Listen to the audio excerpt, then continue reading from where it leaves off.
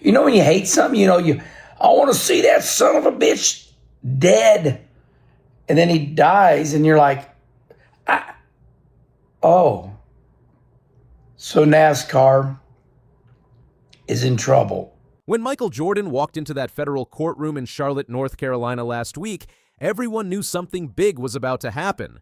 But what came next has left the entire NASCAR world talking, and now Kenny Wallace is speaking up about what MJ really said on that witness stand.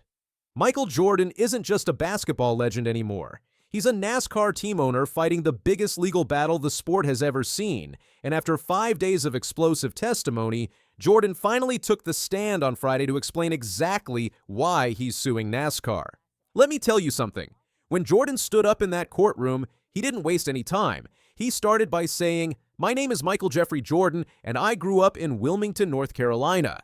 Right away, he reminded everyone that he's not just some celebrity jumping into racing, he's been a NASCAR fan his whole life.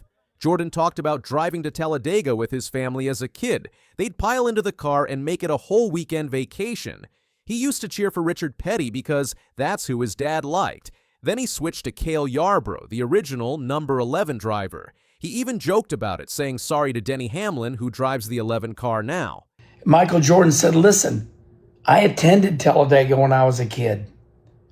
And the reason I'm suing you all is somebody had to.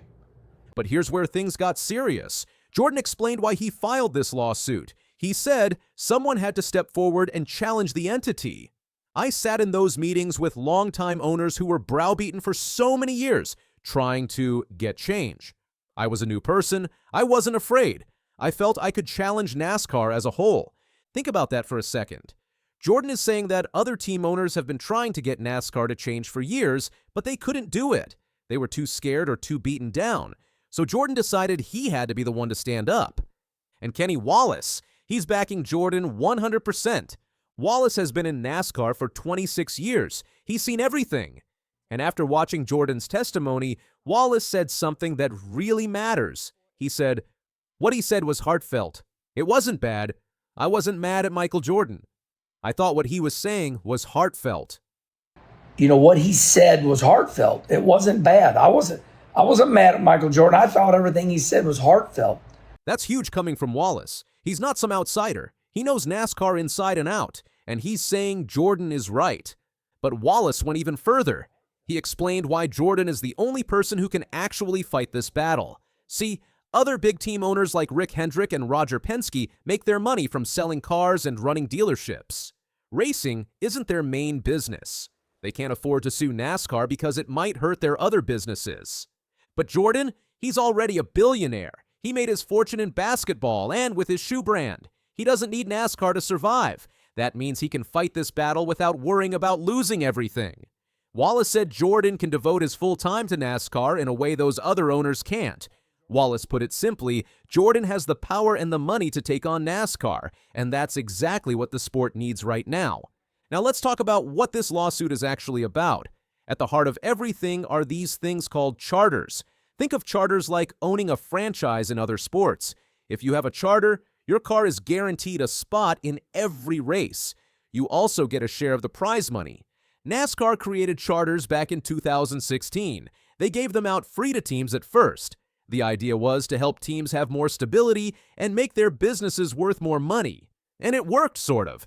In 2018, a charter cost about $6 million. By 2024, one sold for $45 million. But here's the problem. Charters aren't permanent. NASCAR can take them away. Teams wanted permanent charters that would automatically renew. They wanted to feel secure, like owning a real franchise. NASCAR said no. For over 2 years, teams and NASCAR fought about this. Teams asked for 4 main things. They wanted permanent charters, they wanted more money from TV deals, they wanted a better cost structure, and they wanted NASCAR to treat them like real partners, not just contractors.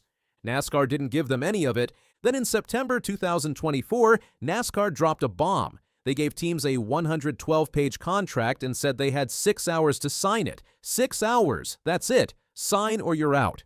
Heather Gibbs, whose family owns Joe Gibbs Racing, called it having a gun to your head. Joe Gibbs's daughter-in-law, she was very emotional. She said she felt like NASCAR put a gun to their head and they did not want to sign.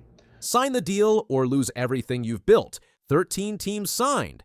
They felt like they had no choice, but 2 teams refused. Michael Jordan's 23XE Racing and Bob Jenkins' Front Row Motorsports said no way, and they sued NASCAR instead. Jordan had already put $35 to $40 million into his team. He bought his third charter for $28 million. That's a massive investment, and when NASCAR handed him this terrible deal, Jordan said no. He told his team not to sign it. In court, Jordan explained his thinking. He said, "If those are not put on the table, why are we signing the deal? We looked at every other opportunity from that point forward, and this is where we ended up." Jordan also talked about what he wants NASCAR to become. He compared it to the NBA, where players get about half of all the money the league makes. In NASCAR, teams get way less. Jordan said, "The thing I'm hoping for is you create more of a partnership between 2 entities. If that's the case, it becomes a more valuable business." He's basically saying NASCAR and the teams should work together and grow together. When NASCAR does well, teams should do well too. Right now, that's not happening. Jordan's team, 23XI Racing, made a little profit in some years, but in 2024, they lost over $2 million. Now here's where Kenny Wallace's opinion really gets interesting. Wallace didn't just support Jordan's testimony, he said something much darker about NASCAR's future. He said, "So NASCAR is in trouble, almost on its deathbed." Those are strong words. Oh, so NASCAR is in trouble. Wallace has loved NASCAR his whole life, but even he can see the sport is in serious danger. He said the only way to fix it is to fire some of the top NASCAR executives and completely change how the sport is run. Wallace also talked about how NASCAR's leadership has changed. He grew up when Bill France Jr. ran the sport. France was tough, like a dictator. But Wallace said at least you knew where you stood with him. France would tell you straight to your face if you were in trouble. But now, Wallace says the new leadership talks behind your back. That erodes trust. It makes people feel disrespected. And it's one reason why this lawsuit happened. That night, I grew up with Bill France Jr. He'd have Bill France Jr., the president, he'd have a beer here and a cigarette here, and he'd go, "Wallace, you're in trouble, boy." And like, damn, now these guys just talk behind your back. And I just want to make it clear that when I was in NASCAR, you knew where you stood. Yeah. We had dictators. They ruled, man, and we were fine with it. Despite all this, Wallace admits he hates seeing NASCAR in court. He thinks lawsuits are bad for the sport's image, but he also knows there's no stopping it now. The damage is done. The only question is what happens next. If NASCAR wins this trial, Jordan's team probably shuts down. Front Row Motorsports probably shuts down too.